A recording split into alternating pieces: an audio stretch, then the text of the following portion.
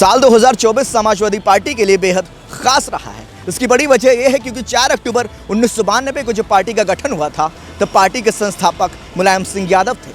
मुलायम सिंह यादव की सदारत में समाजवादी पार्टी ने चुनाव में कदम रखा था, लेकिन मुलायम सिंह यादव अब नहीं हैं और उनके बाद उनकी पार्टी की नेतृत्व उनके बेटे अखिलेश यादव कर रहे हैं। और अखिलेश यादव ने जिस तरीके से इस बार के लोकसभा चुनाव में पार्टी का प्रदर्शन किया है, उसे लेकर साफ तौर पर यह कहा जा रहा है कि अखिलेश यादव समाजवादी पार्टी को नई ऊंचाइयों पर लेकर जा रहे हैं। क्योंकि जिस तरीके से उम्मीद जताई जा रही थी कि लोकसभा चुनाव में भारतीय जनता पार्टी उत्तर प्रदेश में खास तौर पर बेहतरीन प्रदर्शन करेगी, लेकिन उस पर कहीं ना कहीं अखिलेश यादव के नेतृत्व की क्षमता ने ही विराम लगाया है। और इतिहास में समाजवादी पार्टी ने गठन के बाद से सबसे ज़्यादा सीटें 37 सीटें जीतने में कामयाब रही है।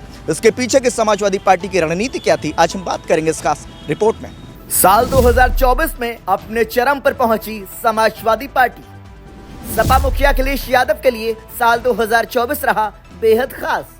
हालांकि साल बीतते बीतते लगे कई बड़े झटके भी। समाजवादी पार्टी के इतिहास में साल 2024 स्वर्णिम अक्षरों में दर्ज होगा। भले ही केंद्र की सत्ता में उसे भागीदारी ना मिल सकी हो, लेकिन लोकसभा चुनाव में अपने गठन के बाद से पार्टी ने सबसे ज्यादा सीटें हासिल की हैं। दरअसल नेताजी मुलायम सिंह यादव की पार्टी को उनके बेटे अखिलेश यादव उनसे भी आगे पहुंचाने में सफल रहे हैं। हालांकि इसी साल हुए उपचुनाव में सपा को झटका भी लगा है।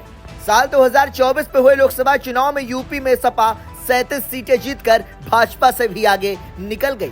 आपको बता दें कि 3 दशक से ज्यादा के अपने इतिहास में समाजवादी पार्टी को इतनी सीटें कभी नहीं मिली थी।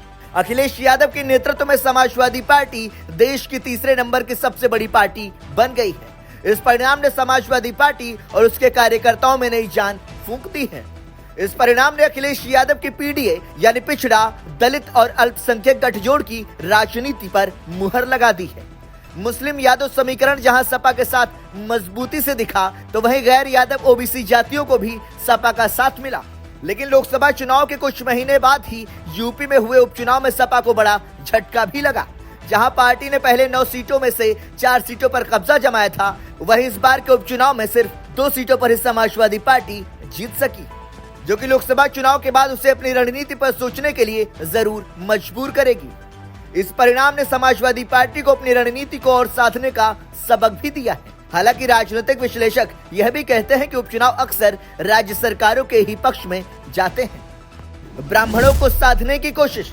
समाजवादी पार्टी ने अखिलेश यादव के लोकसभा में जाने के बाद यूपी विधानसभा में नेता प्रतिपक्ष का पद माता प्रसाद पांडे को दिया।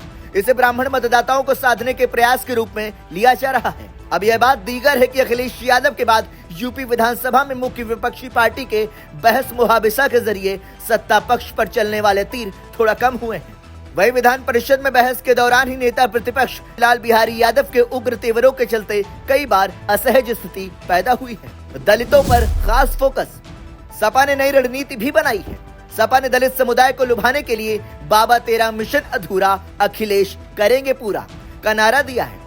दरअसल केंद्रीय गृह मंत्री अमित शाह के राज्यसभा में डॉक्टर अंबेडकर को लेकर दिए गए बयान की सपा ने ग्राम स्तर पर जाकर आलोचना की है। कांग्रेस के साथ गठबंधन करके मिला फायदा। लोकसभा चुनाव में सपा ने कांग्रेस के साथ गठबंधन करके आम मतदाताओं को यह संदेश देने में सफलता हासिल की कि वो राष्ट्रीय स्तर पर भी एक विकल्प हो सकती है। इस पूरे मसले पर राजनीतिक पंडितों का कहना है कि भविष्य में समाजवादी पार्टी और कांग्रेस के गठबंधन कायम रहने से दलित ब्राह्मण समीकरणों का और भी फायदा इस गठबंधन को मिल सकता है। साल 2024 में इंडिया गठबंधन ने जहां यूपी में कामयाबी हासिल की, तो वहीं आपसी समन्वय की कमी से गठबंधन में दरार भी महसूस की जा रही है, जिसे गाहे बगाहे दोनों दलों के दूसरी या तीसरी पंक्ति के नेता जाहिर भी कर रहे हैं। ऐसे ही तमाम दिलचस्प खबरों से रूबरू होने के लिए जुड़े रहिए हमारे साथ। वीडियो चैनल शुभम त्रिपाठी के साथ अमित विक्रम, संदेशवाहक।